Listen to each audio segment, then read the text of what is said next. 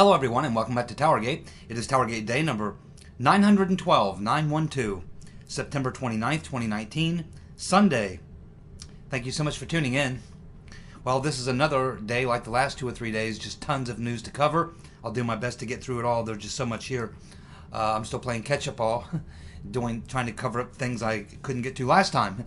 And then we have another big news day. So that's just the way it goes sometimes, you know. Busy days and some days are slow days. So anyway, we just roll with it. Don't forget to get your votes in on today's video in the comments section of this video for Dumbass of the Week. Be sure and get those comments in by about 8:30 Eastern Standard Time, 8:30 p.m. Eastern Standard Time, because I usually do the vote tally around that time. So get your votes in by Sunday evening at 8:30 p.m. so you can get your vote counted, and I'll try to get them all counted. I apologize if I forgot anybody's vote last week. It seems like every week there's one or two that I don't get, and I'm not sure why that is, but do the best we can. So anyway, let's go ahead and get to the developing news as it's moving forward on this story, which is fairly fast moving. Again, we're still a lot of this relating to the whistleblower story, and of course this is just another extension of the original coup. But there's something a little bit different about this, and that's what I'm going to focus mostly on today's video, to try to isolate exactly what it is that has set off this latest plot, and why it's seemed to come up so quickly, why they're moving so quickly, why it is so, you can only describe it as so frantic and chaotic. And I think there's a reason for that, and I think we're going to nail that down today. So the first thing that we need to talk about today is it's pretty obvious now that the next target for the deep state is Attorney General Barr. He is the next target. They are now, it appears, if you listen to some of what some of the demo commies have said in the past couple of days, it's no doubt that they're going to try to force him to recuse himself from this whistleblower case, if you want to call it that, or the case of the origins of the Russiagate investigation. They're going to try to force Barr to recuse himself. You even have had a couple demo commies saying that we need a special counsel. So you've had Adam, the bug-eyed fool, the pencil neck geek Schiff for brains, along with the penguin Jerry Nadler. You've had Nancy Pelosi all come out and attack Barr. Now, funny, as they're doing that, Attorney General Barr is in Italy, and he's been there for the past several days. Why do you think Attorney General Barr is in Italy? Let me tell you why I believe Barr is in Italy. I believe he's there interviewing Joseph Mifsud. I believe that Barr wants to talk to Mifsud firsthand. Remember, they got this audio tape deposition about a month and a half ago from Mifsud's lawyer, Mr. Rowe.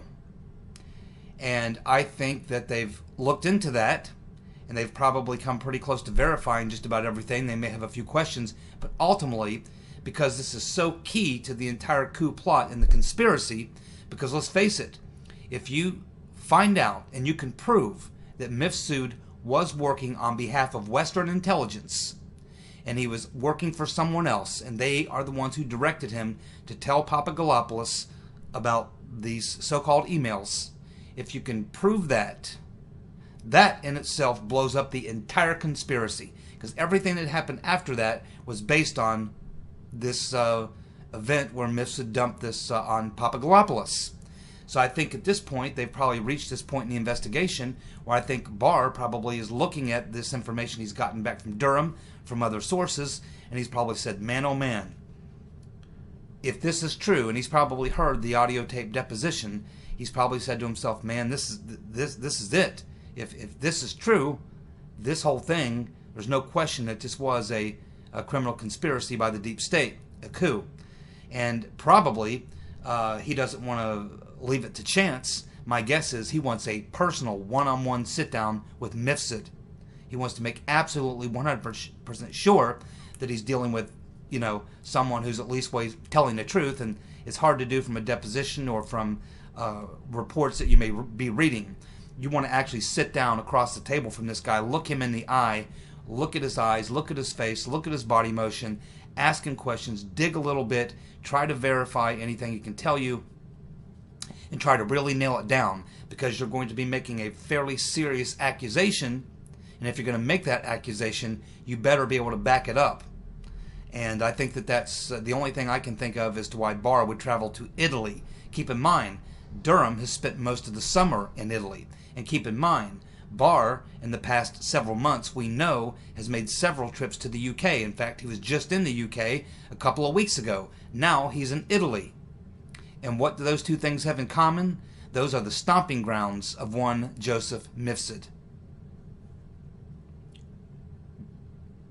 Keep this in mind. Well, we have Mr. Potato Head, John Brennan, sending out this tweet.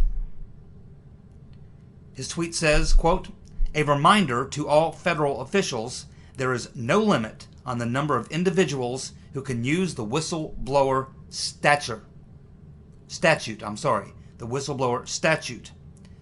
If you think you are involved in unlawful activity as a result of a directive from Mr. Trump or someone doing his bidding, now is the time to report it."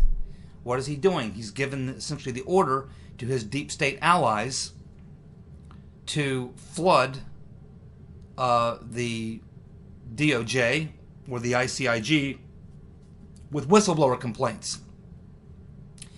Now, I think we need to stop using the term whistleblower. This was not a whistleblower. This was a CIA agent who was tasked to go to the White House and work as a liaison between the CIA and the NSC. That is not really a whistleblower. That's what you call an operative or a spy.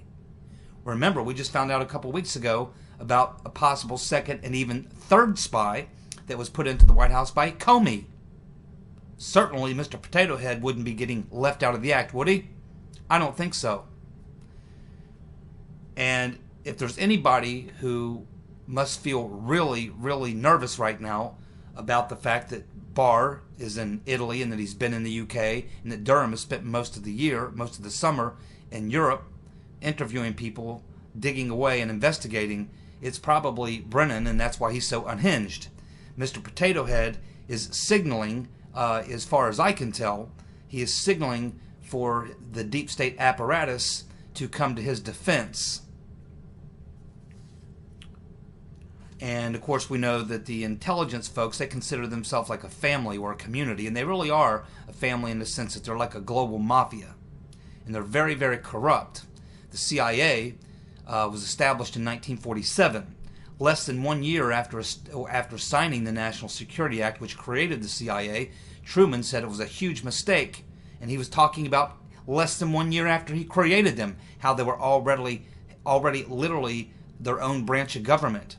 And Truman realized he made a huge mistake by creating the Central Intelligence Agency.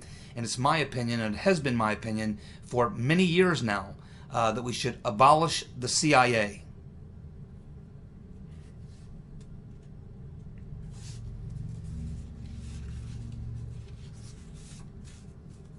My next question deals with two people who I'm very skeptical of.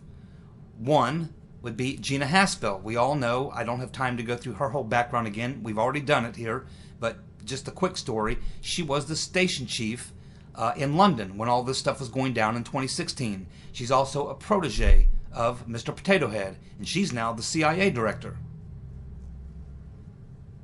There's a lot to question about Gina Haspel. And then we also had Sue Gordon. And there's a lot of people suggesting that maybe Sue Gordon is the one who leaked this information to this so-called whistleblower, actually a spy. The way that she resigned was kind of unusual. Kind of unusual. It just seems strange the way that she kind of resigned. She had just been made acting head of that post, and then she quickly resigned shortly after that. And it was about in the same proximity of the time that this so-called whistleblower and the people around him would have been putting this plot together. So it would make sense to me that when you do something like that, like if it was Sue Gordon, you in fact would leak something like this and then you would leave. Because once you're a private citizen and you're no longer working for the agency, they can't come and interview you. And if they do, you can plead the fifth and get an attorney, and you don't have to cooperate. If you still work for the agency, you would have to cooperate. And so she may have been worried once she released this, if in fact it was her, and this is just speculation on my part, that the smart, wise thing to do would have been at that point to get the hell out. You know, throw the Molotov cocktail and then run down the street and get away. You don't stand around and watch it burn the building down, wait for the cops and the firemen to show up.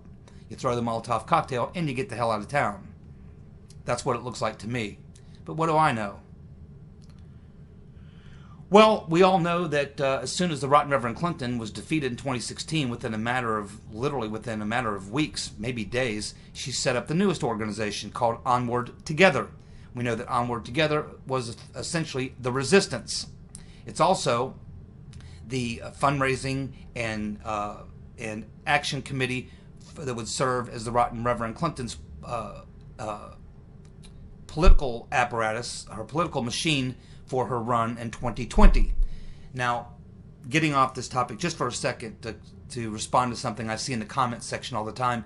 A lot of people in the comment section say, yeah, you talk a lot about Hillary running in 2020. Why would she do that? She knows that she'll lose again to Trump. Okay, here's what you have to keep in mind. In the Rotten Reverend Clinton's mind, her plot would not have her running against Trump in 2020 because he would have been knocked out of office, impeached, forced out of office, or destroyed to the point where he would be a much weaker candidate.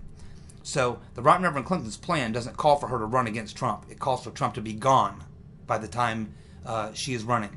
That's her plan. So hopefully that answers that question. But it looks like this political organization that the Rotten Reverend has set up is like all of the organizations that she and Slick Willie set up. They're operating in a criminal way, in a criminal manner. And so that we're learning now, people are starting to look closely at the Onward Together organization. It is listed as a 501c. But if that's the case, then it is operating illegally. It is engaged currently in at least one major problem, tax fraud. They are primary source of making money for Onward Together is renting out their donor list. So the Rotten Reverend Clinton sets up this organization. She gets lots of donations, lots of activists, and so she gets all those people's information.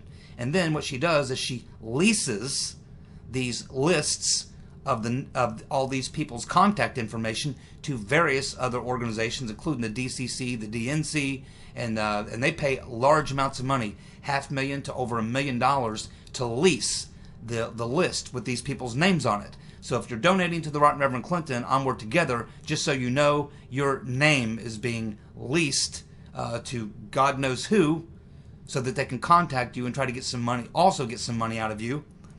And of course, the Rotten Reverend and her friends at the top of the heap there, they scrape the graph off the top, which is probably somewhere in the range of 80%, for some extra walking around money. So it appears that at this time, the Rotten Reverend's organization, Onward Together, has claimed about $3 million in income, but they have only paid taxes on about $480,000. And they are claiming that the money is royalty income. They're considering the leasing of these donor lists to be royalties. There's some issues there, and there's some additional issues beyond that. Too complicated to go in here. But this is something that is being noticed by a lot of people. But of course, it's the Rotten Reverend Clinton. And the Clintons have never been held accountable for any of their crimes. And that's why they continue to commit them. Because they have a very sound strategy. And we can see it at work with this most recent decision with the case going on with Judicial Watch. Judicial Watch trying to be able to do a deposition of the Rotten Reverend Clinton and get some documents. Been fighting this case for a couple of years. So finally we had a hearing last week, and the judge was supposed to determine whether or not Clinton's lawyers and the DNC's lawyers had made a good enough case to prove why their client, the Rotten Reverend, should not have to stand for deposition. But what they actually did was just throw another delay tactic. And this is all she's been doing. And this is what's been going on for a year and a half now. The Rotten Reverend has a team of lawyers who know every possible delay tactic in the legal book. And so what they understand is that they can continue these delays and extensions till they push it out beyond the statute of limitations. So Judicial Watch has been on this now for, it looks like, about 3.5 years, since going back to Benghazi is the origins of this particular case. Remember, Judicial Watch has over 100 cases ongoing. This one goes all the way back to one of the beginning of the Benghazi. So they have been delaying and throwing tactics, delay tactics, since this started. It's coming up over 3.5 years, going on 4 years now. And according to Tom Fitton, if they can keep it up for another 1.5 years, they will go beyond the point of when it can be actually prosecuted or taken up as a legal matter. Can't be referred to the criminal court by the judge, even though it's a civil case. It could be, but it won't be able to because the statute of limitations will run out. So the Rotten Reverend Clinton understands that a major legal strategy you can use, if you have the money that you can fight a case for 7 years, if you can afford to fight a case for 7 years and you have a good enough team of lawyers, you can delay it out for the entire period of time, so that, other than the case of murder or some type of crime like that, but in these types of crimes, white-collar crimes and things and such like this, 7 years. So the Rotten Reverend Clinton is well on her way in this particular case of being successful with the delay tactics, which will push it out beyond the statute of limitations, so the case will just die in the courts. And that's one of the many tactics used by the Rotten Reverend. We're also finding out that the lawyer that is blocking Roger Stone's attorneys from obtaining the evidence they need to clear Roger Stone is Mark Elias of Perkins Coie, and he's representing CrowdStrike and the DNC. He's Hillary's lawyer, one of her many lawyers. The Rotten Reverend has many lawyers. So now we know who's behind this, and of course we know the judge in that case, Amy Berman Jackson, of course, is a Obama appointee. She's a deep stater all the way. All of her rulings go against Trump and anyone in his orbit, and totally in favor of the deep state. And so now we know who's behind this effort to block Roger Stone from getting the evidence he needs to clear himself. It's the Rotten Reverend. She's behind everything, isn't she? All roads lead to the demonic buzzard.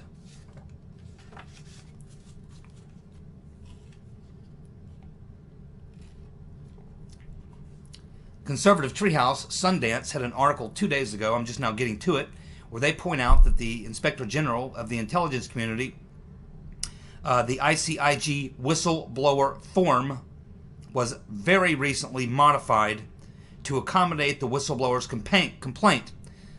Prior to this most recent action, you had to have direct knowledge to be considered a whistleblower.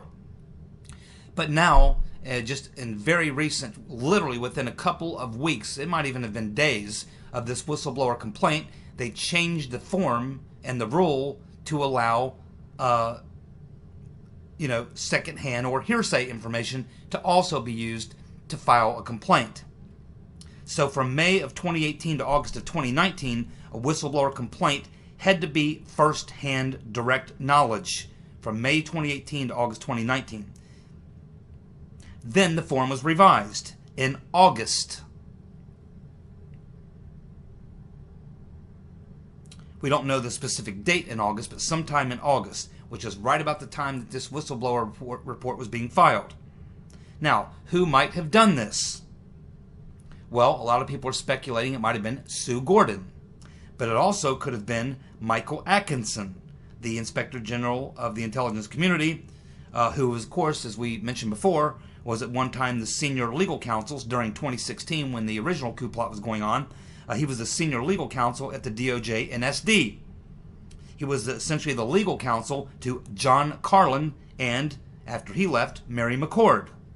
This was all during Operation Crossfire Hurricane. He was also there at the time when the contractors were accessing the NSA database. So somebody made a very convenient and sudden change to this form for whistleblowers to fill out, and it had to be someone pretty high up to be able to make that change, likely either Sue Gordon or Michael Atkinson. And someone needs to look into that for sure. And of course, this is now in the mainstream news. It's being covered even on Fox. And we're also learning that the Prime Minister of Ukraine did not know that the U.S. had suspended the foreign aid until a month after the call that he had with Trump, which wipes out that as a predicate for why Trump would have been trying to strong-arm him. The fact is the PM didn't even know at that time that this aid had been delayed. Now here's a very interesting story that is buzzing around the news wires. It has to do with a CNN panel and a conversation that we're having on a CNN panel where Carl Bernstein was on that panel. And in the course of this panel discussion, Bernstein tells the Commie News Network that the word he's hearing from his sources, and he's definitely an insider, he says the word he's hearing from his sources, they are telling him that Attorney General Barr is preparing to deliver, quote, evidence of a deep state conspiracy, unquote. Let me say that again. Carl Bernstein is saying that his sources are telling him that Attorney General Barr is preparing to deliver, quote, evidence of a deep state conspiracy. That would certainly explain the insane, frantic rush to impeach Trump. It would explain why they want to force Barr to recuse himself and why they're calling for another special counsel. We also had Bill Maher calling out the Democrats and CNN, specifically Rachel Maddow, about why they're not covering the Biden story. And he's making the point, hey, if this is one of Trump's kids, Maddow will be all over it. But because it's Hunter Biden, she won't touch it. Won't even talk about it. He's right. Every now and then, Bill Maher is right. Every now and then.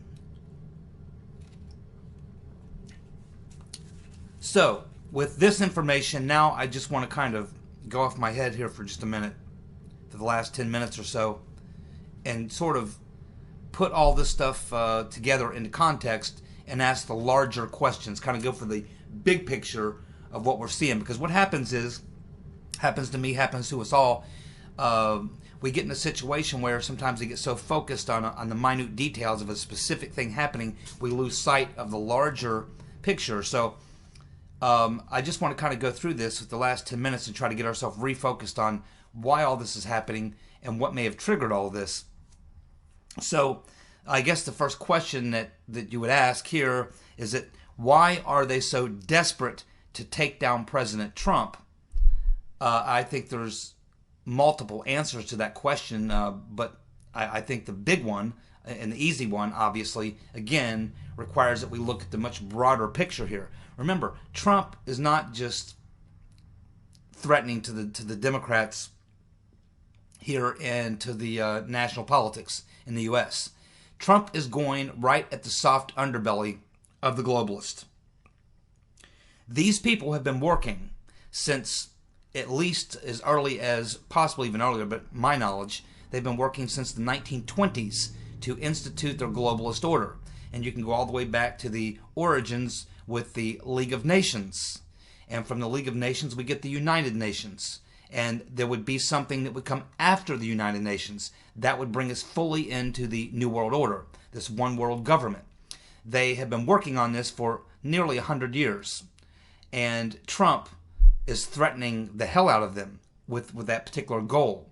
And you have to remember that if Trump is successful, that in just 8 years, if he can stay in office for 8 years and continue doing what he's doing, he could set back the globalist agenda for 100 years.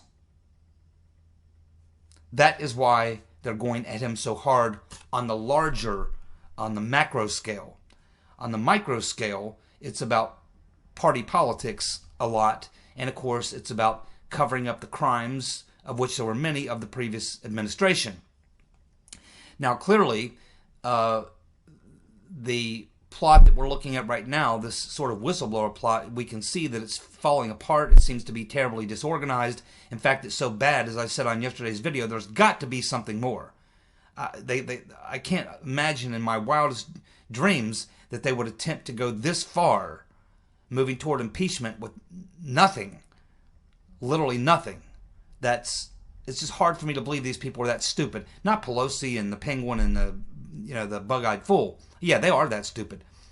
No, they're not running this thing. They never have been running this thing. It's the folks, those half dozen or so lawyers who they brought over from the lawfare group right after Trump was elected to take him out in a coup. They're running the behind-the-scenes plan, the plot. And these are very smart people. These are not stupid people. These are very smart, clever people. And it's obvious they were able to keep the Mueller witch hunt going for 2.5 years, while at the same time protecting all the evidence that would be needed to prove their criminal liability. So you got to hand it to them. I mean, these are pretty smart people. They're too smart to jump into such a misguided, haphazard effort as this. That's why I say there must be something more, and we haven't seen their final flip card yet. But that will probably be happening here in the next 2 to 4 weeks, I would think.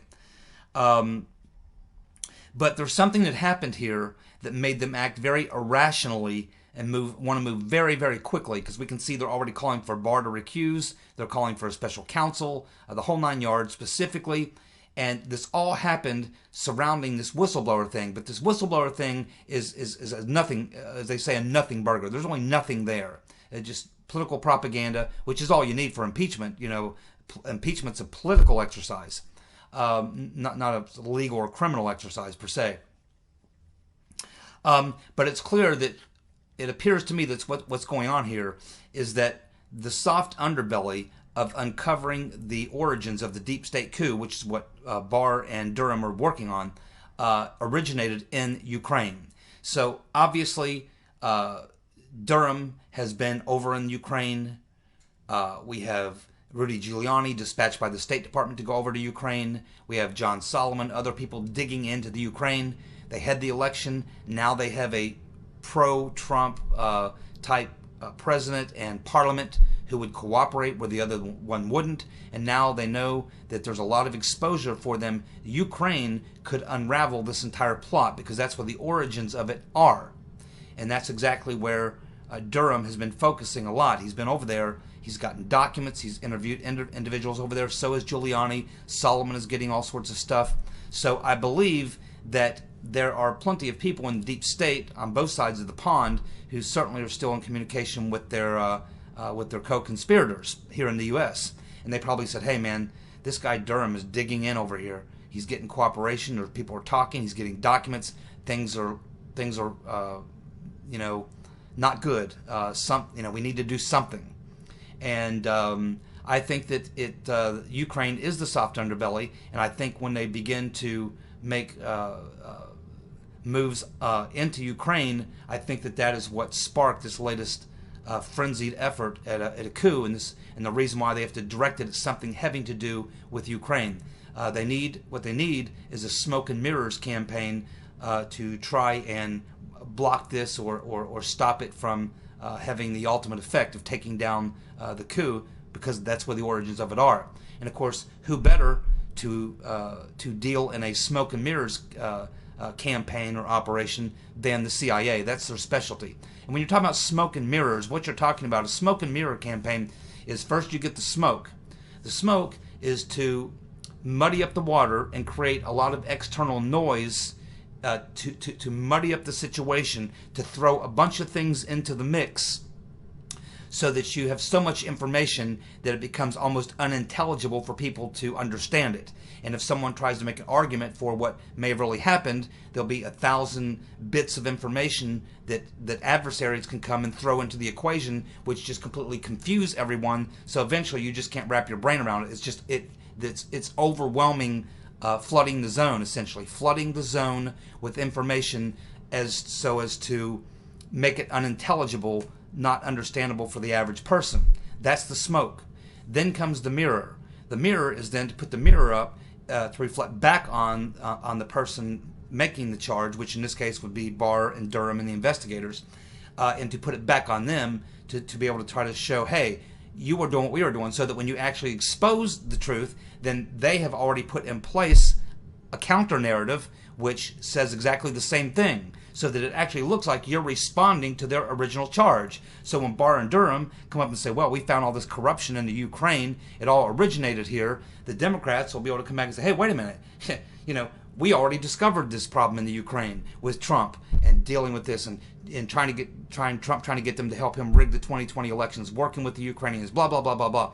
And now you're just trying to spin it and turn it all around. So in other words, it has the complete reverse opposite effect. You get out in front of what you know is being investigated with the mirror, and you reflect it back on so that you can, again, misconstrue everything and create a ball of confusion that the average person simply cannot decipher. And then it becomes an exercise in futility. It squashes it. And so this is the Smoke and Mirrors campaign, and this is what this whistleblower plot is. It's part of a Smoke and Mirrors campaign to obfuscate what they know is likely coming, as we've just learned from Carl Bernstein. And obviously, when Durham and Giuliani and Solomon and Trump got over the target, which is Ukraine, once they got right over the target, the heavy flak came. And the heavy flak is coming in the form of this so-called whistleblower hoax. So I think that this explains the frantic and sudden nature and the fast-moving pace of this particular effort, is because they know that now that Durham is looking at Ukraine, where the origins are, that they must be getting damn close to getting to the bottom of this, and that's got the criminals freaked out. And so this is a desperation move. That's why it looks like a desperation move, because it is. So a lot of people are very frustrated, and I am too. And Douglas made a comment in the last video. In a comment, he said, man, you've got patience. No, Douglas, I don't have a lot of patience. I have no fucking choice. I don't work at the DOJ. So, again, the media can go out and run all the propaganda they want. The demo commies can run their political operations and do all the stuff that they do. To me, this stuff is all, again, just fodder. I really don't care. I have to talk about it. We have to observe it. It is important. It is something that's necessary of looking at. But to me, it doesn't carry that much weight. The most important thing is that this is an issue that needs to be settled in the courts legally. And there are certainly issues here with the president being harassed. That's why I say the Attorney General is I'm perplexed at this point. He may be right on the edge of releasing his report or his findings or Barr's or Durham's investigation. The whole Horowitz FISA thing coming out here, we expect in the next week or two, maybe 3. Maybe this is all right around the corner and we're very close. But I hope that's the case, because we cannot continue down this road too much farther. At some point, this issue needs to be dealt with. And to me, it's an issue that can be resolved, and the only way it can be resolved, the only thing that we can do to actually put a stop to this is through the courts, through the legal system. The media and the Democrats are going to do what they're going to do. This is a legal matter, and it needs to be handled as such, and that's the only way that we're going to put a stop to this, in the courts. One last question. Let's just say that the Democrats, the demo commies, were successful at executing this coup along with the deep state. I wonder if they've thought about the repercussions of that. What do they think will be the blowback from overturning an election through a coup? How do they think that those 64 million or so people who voted for Trump are going to respond? You think they've thought that through yet? I don't think so. They might want to start thinking about that. Thank you so much for tuning in. I'll be back tomorrow with more TowerGate. See you. Bye.